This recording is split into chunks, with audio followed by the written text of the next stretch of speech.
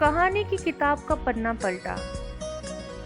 अगली कहानी के शीर्षक पर जब ध्यान गया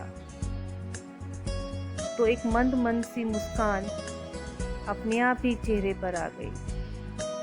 क्यों? क्योंकि कहानी का नाम था लोभी कुत्ता। इस कहानी को पहली बार शायद मैंने अपनी नर्सरी क्लास में सुना होगा।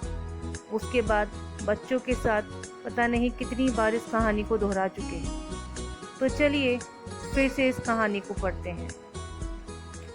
एक दिन एक कुत्ता भोजन की तलाश में भटक रहा था। भटकते हुए वह एक कसाई की दुकान के सामने जा पहुंचा। मौका पाते ही वह दुकान से मांस का एक बड़ा टुकड़ा मुंह में लेकर वहां से भाग खड़ा हुआ। अब कुत्ते ने सोचा कि क्यों ना मांस के टुकड़े को किसी सुरक्षित स्थान पर खाया जाए, जहां कोई और कुत्ता आकर उसके द्वारा चुराए गए मांस के टुकड़े को ना छीन सके। रास्ते में उसे एक नहर मिली, जिसे पार करने के लिए उस पर लकड़ी का एक पुल बना हुआ था। अभी वह कुत्ता आधा पुल ही पार कर पाया था कि उसकी नज़र नहर के पानी में पड़ती हुई अपनी परछाई पर पड़ी।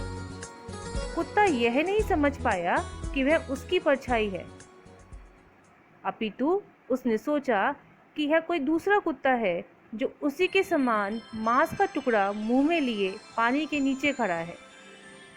यह कुत्ता स्वभाव से बहुत लालची था, इसलिए उसके मन में विचार आया, क्यों ना मैं पानी के नीचे खड़े कुत्ते के मुंह से मांस का टुकड़ा छीन लूं। इस प्रकार मेरे पास 2 टुकड़े हो जाएंगे। ऐसा सोचकर वह अपनी ही परछाई पर जोर जोर से भौंकने लगा। भौंकते ही उसके मुंह से मांस का टुकड़ा निकलकर नहर में जा गिरा। टुकड़ा गिरने के कारण पानी में पड़ती हुई कुत्ते की परछाई भी खो गई।